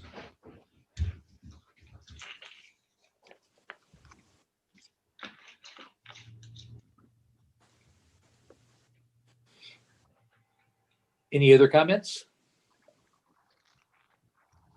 I don't think so, no. Okay, all right. Then we're ready to see if any of the aldermen would like to ask questions or ask any of the speakers to share with questions you have. Any alderman? Mr. Mayor, may I ask a question? I saw Deborah Johnson in there somewhere. I didn't know that she was going to speak. She did speak. She spoke second. Okay. I go back to what I was stating earlier, a little confused by all this stuff. Where is this development compared to what we talked about earlier and we looked at? Because I think that's going to be confusing, or it is confusing to me, the location of where this is versus the actions we took earlier. Maybe Joe? it's for Joel. Yeah, I'm happy to answer that question. If you bear with me for 1 second, I'll bring the graphic back up. I think that may be the most helpful.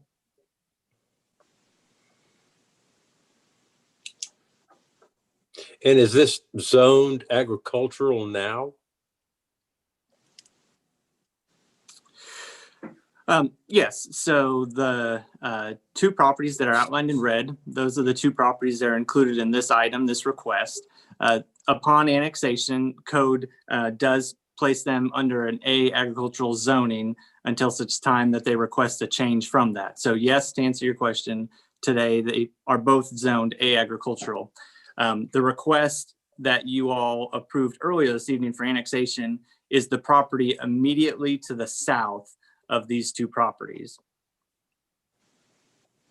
Question with that, to help me out with this.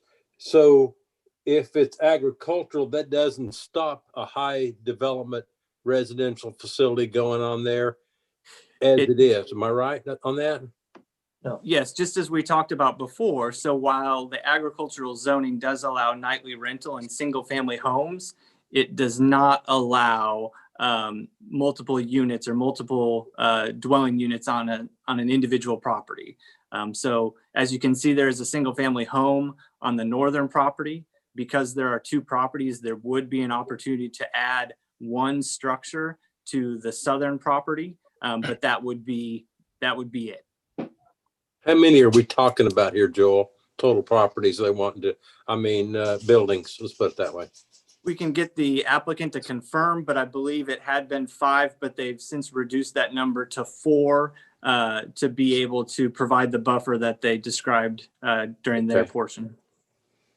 And I do understand that 11 of the 19 property owners have stated they are not in opposition to this. That's correct. We have 8 that say they have no objection to it, and then the 2 that say they're not opposing to it. And when I say those numbers, that's of property ownership, not individuals. And what did P&Z recommend? They recommended approval with a 6-0 vote back in October. All right, thank you. You're welcome. So, Joel, Go ahead, Larry. I know you just said that it was 19 owners, but not 19 lots. How many total lots are in this subdivision? So there's 22 total lots. And if you count the applicant's 2 lots in this request, 12 of the 22 lots represent no opposition. But when you say they represent no opposition, are they in favor of this, of the HD zoning? So the documents that were provided to us and that we included in our staff report, we have one document that states that they have no objection to the request. The second document states that they have no objection to the request. And then the third one states that they're not opposing the application. So that was the language that was provided. Well, when this same lot came up, I believe at our October 27th meeting, is that correct? That's correct. And at that meeting, I believe it was unanimous from the board to turn it down until there was the majority of the lot owners were in favor. Is that correct? I recall that was mentioned, yes. So are you saying now that the majority of the homeowners in Friendly Hills is in favor of HDR? when we look at a property count, which is how we've approached it, that we do believe there is a majority that's not opposed to this request. Okay, and I don't want to split hairs, but when you say not opposed, I understand, and we kind of questioned that as well as we were going through this. But again, just to be clear and be transparent on the information that was provided to us, and I can't speak for these three property owners beyond what they provided to us in writing, and that, so I don't want to go beyond the words that they provided in writing, which say no objection and not opposing. So that's what I'm comfortable saying at this point. well, Tim Davis's letter that he sent over, the way I read that, he said that he was neither in favor or against. Is that right? Yeah, so the second paragraph in his letter states, the purpose of my letter is to inform the city that as owner of 3 vacant lots in the subdivision, I am not opposing the application to rezone lots 1 and 2. Does he also go on to say he's not supporting it? He goes on and says that he does not represent the Friendly Hills Property Owners Association. He says nothing in my letter should be construed as consent or agreement by the Friendly Hills POA, that the POA has separate legal counsel. And then his final paragraph states, I do not represent any of the people who live in the Friendly Hills subdivision. Nothing in my letter should be construed as consent or agreement on behalf of any of the residents of Friendly Hills. But as he does state, he is the owner of 3 vacant lots in the subdivision. Well, I know the homeowners out there, who was it, Deborah, that talked earlier? Boy, I sure put myself in their shoes. They've lived there all those years and now it's changing. But on the other hand, if the majority of the homeowners in Friendly Hills want HDR zoning, and I guess I'm just not convinced that the majority want HDR zoning. If they did, I would be in favor. Joel, can you walk me through P&Z approving 6-0, why or how that came to be the decision? Again, I always hate speaking on behalf of others. Obviously, there's a record out there, there's minutes, but my best recollection from that meeting was we present, a staff report and analysis. And one of the things that we provided that I'm kind of flipping through here on our information is the adjacent properties that are within the city limits. And obviously, those are the ones that are colored here on the screen. The ones that don't have color are not inside the city limits. The large majority of the properties, especially those that are contiguous to these 2 properties, are in that brown color. And that brown color is the high density residential zoning district. So the applicant has developed multiple properties to the south and to the east, known as Chateau Cove and Chateau Mountain. And so we take a lot of weight to that they're working on a development and it's been successful in our community. And it provides a good use along a state highway corridor. We all know that we have plenty of commercial within the city of Branson. And as was pointed out, the Community Plan 2030 definitely speaks to the need for more residential product. And nightly rental has been very popular the last several years, especially with COVID the last year. And so the applicant's taking advantage of that. Because he's been successful, he had the opportunity to purchase 2 contiguous properties to his development. And as they described, topography-wise, the eastern half, especially of that southern property, gives them the ability with not as significant amount of grading as we've seen on some of the other portions of the property, to add a few more units. And so they've pursued that. And in order to do that, they have to have a zoning that matches the rest of the development, so those lots can be combined and setbacks can then be met per the zoning code. So when we went through that all with the Planning Commission, I think they were able to, again, not putting words in their mouth, but with the vote that they did provide at 6-0 unanimous, I think they saw the value and the opportunity to allow this development to continue to be completed out the way it was intended to be, and felt comfortable enough that, you know, it could be done without having a negative impact on the remaining properties within Friendly Hills. Any other comments, or does any of the aldermen wish to call someone back? I assume they're still on the line. Mayor, I'll go ahead here. Okay, Jeff.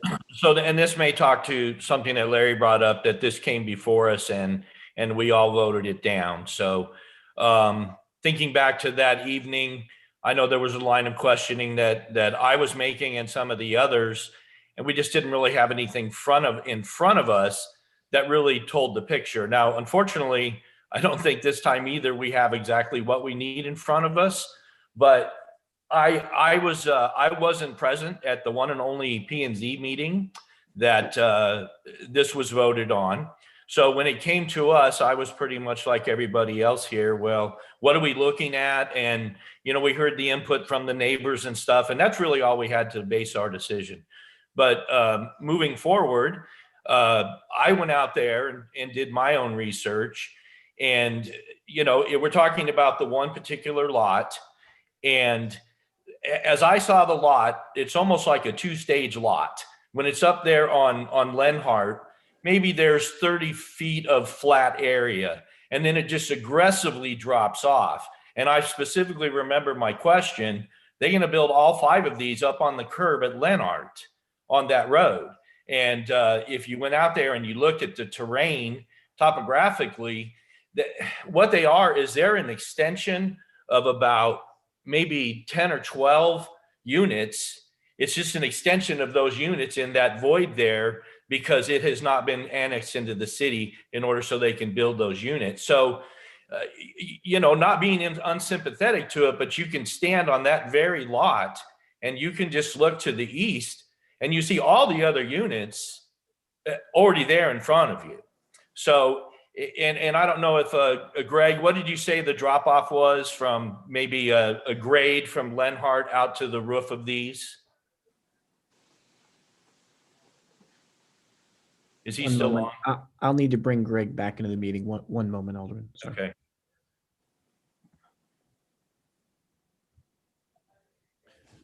Are you with us? I'm unmuted. There you Did go. you hear the question, Greg? Yes. 15 to 30 feet. Gotcha. And it'll still be seen, but it's not going to obstruct any views. It's at the same grade as the other roof lines that they're already seeing as they are built, actually. Exactly. Gotcha. So all I can tell you is that I missed that P&Z meeting. I felt obligated, since that's my committee, to go out, look at this, and find out really the lay of the land. Like I said, there's a plot that it looks like, you know, it finishes the project. Those last 4 end out that project. That's already, you know, in my opinion, it's already excavated out and up to the cliff, and it almost would look unused or unfinished if those 4 units weren't completed. So, and it does show that the tree buffer, which they've committed to, that would block the 189 house that came up in question earlier, which is coming in as agriculture. So there would be that buffer for him there. So, but that's all I have. That's the background that I have on it. Mr. Milton. Yeah, can we bring Sean back on the line, Chad? Oh, we can. One moment.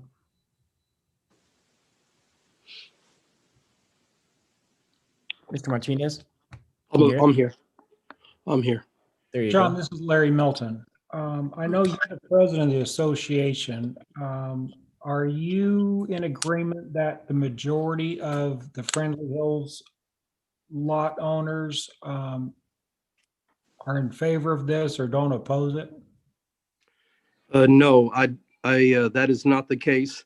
I would like to see the evidence of the builder show that even this evening or another time.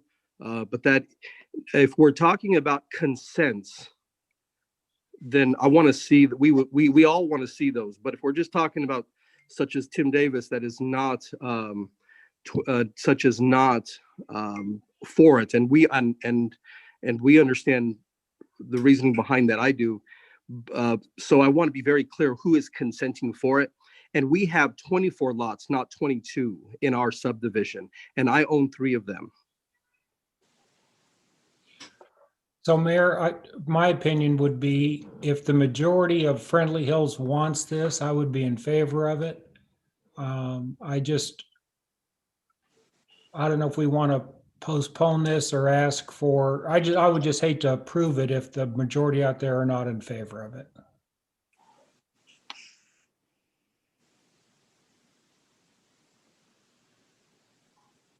Any other comments from any of the aldermen?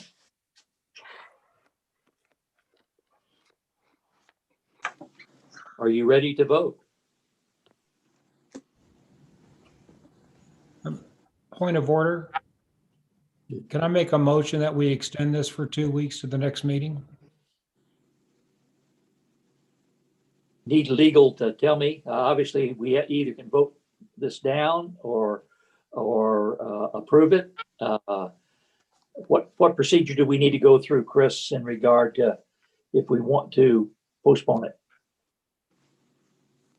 If we did, we'd have to vote on it as an alderman to agree to postpone it. Correct, Mayor. And I'm going to lean on Clerk Westfall a little bit too on this, but I believe Alderman Milton's made a motion. It's on the floor. If he has a second for that, then we would have an obligation to vote. We've started the hearing. We've started the decision-making process. So if it extends into another meeting, I believe we are still in compliance. I'll make a second. Okay, so there's been a motion. Could you repeat the motion, Mr. Milton? Make a motion to postpone this agenda item until our next scheduled Board of Aldermen meeting. Okay. So I'm sorry, that would be a motion to postpone until February 23rd. Okay. 2021. Okay, 23. Mr. Whitus, do you second? Second. All right, you've heard a motion and a second. You can vote now in regard to whether you wish to postpone till the February 23rd, did you say? Yes. Okay, February 23rd meeting. So I'm going to do a roll call vote on the motion to postpone. King? Please. Larry, let this go down on the record that I agree with you. I approve on the postpone. Whoa. Hold on, Mayor. I need a minute. Whitus? Larry, I gave you a second, so you know where I'm at. Yes. Simmons? Yes. Gaines? You're muted, Bill. You're muted, Bill.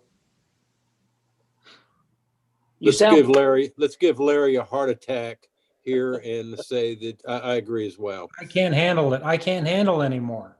All right. Milton? Yes. C? Yes. What? We have a vote of 6-0 to postpone this item until the February 23rd, 2021 meeting. Thank you. That concludes the agenda for this evening. And at this time, we're ready for any reports that any of the aldermen wish to have.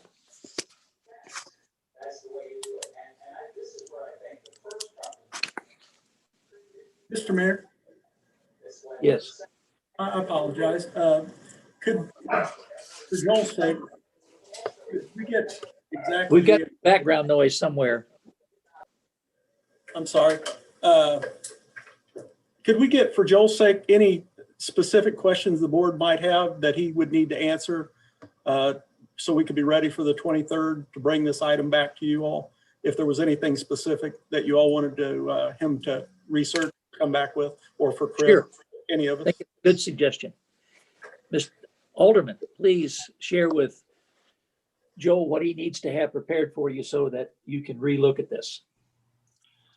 Joel, I think it boils down to, I know you said that there was 22 lots and Sean is saying there's 24 lots.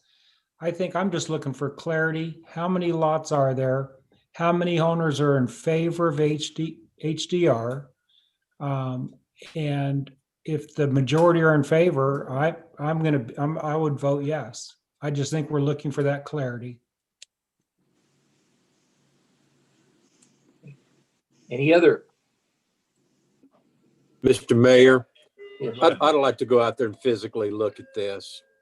If it could be arranged with maybe the city manager or Joel, somebody to take me out there so I can physically see this instead of just trying to look at it as a map. I'd like to get a more comprehensive view of this. Yeah, Mayor. Yeah, Yes. I agree. Again, we didn't have, I think what we need, so this give the opportunity for the developer or his representative to get something visual that can be seen. And are we going to have to try to come up with a ruling on what we're going to accept as a statement of yay or nay against this from the neighbors? I mean, how are we going to determine that? I think some clarity there is really important, Jeff, is will not oppose. Is that a yay? Is what you're asking. And yeah, I don't know. I mean, because yeah, that's some clarity. Or do they go back and have to individually poll each person again? Or I just think that if that's what's going to be requested, then we need to have a vehicle to get that where it's in front of us, yes or no, I guess, if that's what's only going to be accepted.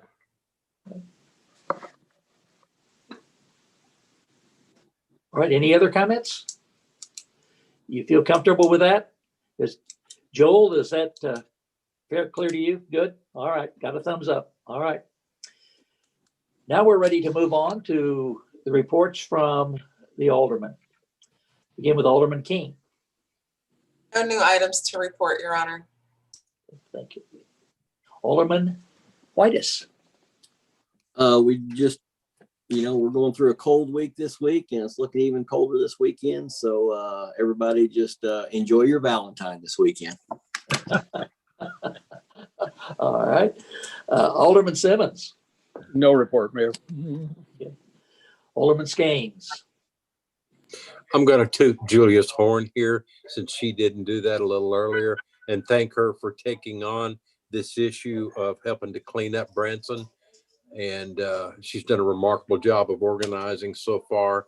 And we've reached out to several groups that have contacted all of us saying there's too much trash on the side of the road, whether it's coming out of the trash trucks or whatever. It goes back to the spirit of what we tried to do on 76 years ago to keep it cleaned up. And there's areas on Gretna, 165, the very dangerous Fall Creek Road. Needless to say, there's a lot of trash blown out of trucks and thrown out of cars. And for her to take this on, she didn't probably want to say very much, but I thank her for doing it. Thank you. That'll cost you, Julia. You know that. All right. Alderman Milton. I want to ditto what Bill said. Julia, I appreciate you taking that on. We all know we have a beautiful city, and keeping the litter off the streets will help. Alderman C. Well, I thought it would make it to the end with me and, about Julia's deal. And since she wasn't going to say anything, I'm glad the other two did too. So, yeah, I think that we all need to get on board with this and work with our ward mates, and because we're going to, do it, or it's going to be done by ward and stuff, and everybody pitch in how they can. And just so you know, Julia, I confirmed 2 of those check marks on your list today. Thank you. I appreciate everyone's support. The beauty of Branson is one of the largest reasons I wanted to move here. And so I want to keep it that way. So thank you. The fact that you said you were talking trash, I appreciated the play on words. Thank you. Thank you. Administrator Dobbins. Mr. Mayor, just one quick point. And this was for our first gentleman that spoke tonight. We are going to be having a study session on February 18th, at which time the board will receive an update on our COVID concerns from the health department, as well as our local safety officer and our city attorney. So that would be a good meeting for him to listen to help see where we are regarding vaccinations, regarding infection rate, and so forth. Thank you. Obviously, Alderman, it's extremely important that we try to help people understand the importance of the April tourism tax vote. Without the tourism tax, of which our friends that come to visit us, that choose to come to visit us, pay over 80% of, we would have real serious problems in being able to take care of even the basic needs that we have to have in our city. So I encourage you all to do all you can to seek support for the tourism tax renewal. And I'll mention too, Jamie, the weather for the Valentine's weekend doesn't look so good, but maybe it can be warmed up by the fact it's Valentine's Day. And I think we need to focus on our community and doing what we need to do for our community. In order for us to be able to operate as a community, our economy, our number one industry, needs to be looked after. And I'm so glad to see the music show industry coming together. I'm seeing people getting together and talking for the first time in a long time. And for the study that was done, I think we have a ways to go. We have lots we've got to do, but I'm pleased. None of us know what the near future is going to bring. Obviously, we've had our first report of the strain of the COVID-19 that's unique, different, and saying it's much more infectious. And that's got to be a part of what we look at. But I think we've continued to try to find that fine line between safety and protecting those people who work in our community, that they have a salary, they can do the things they need to do to be able to buy groceries and take care of their families. And so we want to keep focused on it. And I'm looking forward to this report Thursday, the study session next week. And we need to make some decisions and look down the road about what we want to do. And I thank you all for your dedication to the citizens of Branson. Look now to have someone offer a motion to adjourn. Anybody willing? So moved. All right, there was a so moved, and there was a second, and there was a third, and there was a fourth. No. All right. I need to have a roll call vote. King, Whitus, Yes. Simmons, Yes. Gaines, I'm going to agree with Alderman Milton here again, and a yes. Milton, Lisa, I can't handle this. Yes. C. Yeah, I'll join the party. Yes. We voted to adjourn 6-0. Have a good evening. Thank you. Thank you.